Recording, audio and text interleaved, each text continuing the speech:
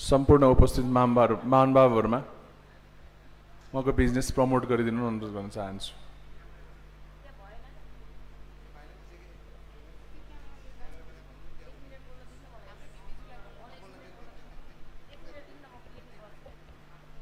आदरणीय राष्ट्रिय उपाध्यक्ष जेसी बबिता पाण्डेज्यूले आफ्नो बिजनेसको बारेमा केही कुराहरू राखी आफ्नो बिजनेस प्रमोट गरिदिनु अनुरोध गर्न चाहन्छु।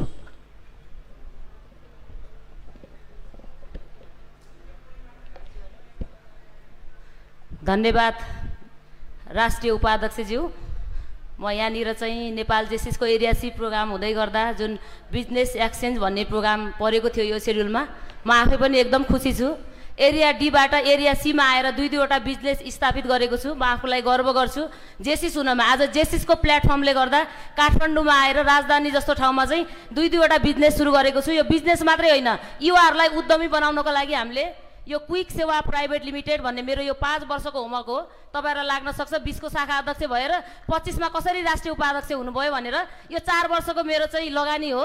यसले चाहिँ हामीले मेन्टेनेन्सको कामहरू गर्छौं, प्लम्बिङ, कार्पेटिङ, इलेक्ट्रिकलहरू। तपाईहरुले गुगलमा गएर पनि खोज्न सक्नुहुन्छ। यो एनओएस र आईओएस र एन्ड्रोइड दुवै फोनमा चाहिँ यो एप छ।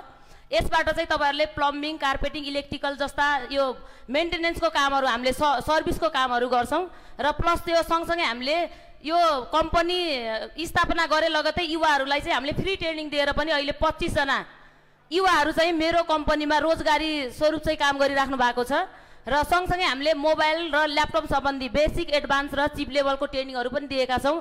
यहाँ काउन्सिलर ज्यूहरू र सम्पूर्ण जेसिस मनहरूलाई एरिया ABCD बाट उपस्थित हुनु भएको छ। उहाँहरूलाई म के भन्छु भने काठमाडौँको सीटीसी मलको 5th फ्लोरमा रहेको छ मेरो अफिस। यहाँहरूलाई सर्भिस चाहिन्छ भने सम्झिन सक्नुहुन्छ। यो जेसिस भनेको प्रोग्राम मात्रै गर्ने हैन, हामी एक आपसमा भएको बिजनेसलाई एक्सचेन्ज गर्ने हो। म लम्कीचुवा नगरपालिकामा रहँदै गर्दा लम्की जेसिसमा हुँदै गर्दा चाहिँ म लम्कीमा कपडा व्यवसाय थिएँ र यो प्रविधि र टेक्निकल सँगसँगै विश्व एआई ले चलेको छ। तपाई च्याट जीपीटीबाट जे पनि खोज्न सक्नुहुन्छ। त्यो भएको भएर हामीले बिजनेसलाई अलिकता फरक तरिकाबाट, फरक मोडालिटीबाट चलाउनु पर्छ भनेर मैले यो बिजनेस सुरुवात गरेको छु।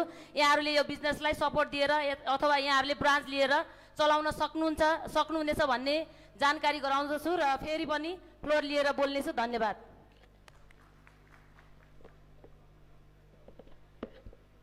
धन्यवाद जेसी बबिता पाण्डेज्यू।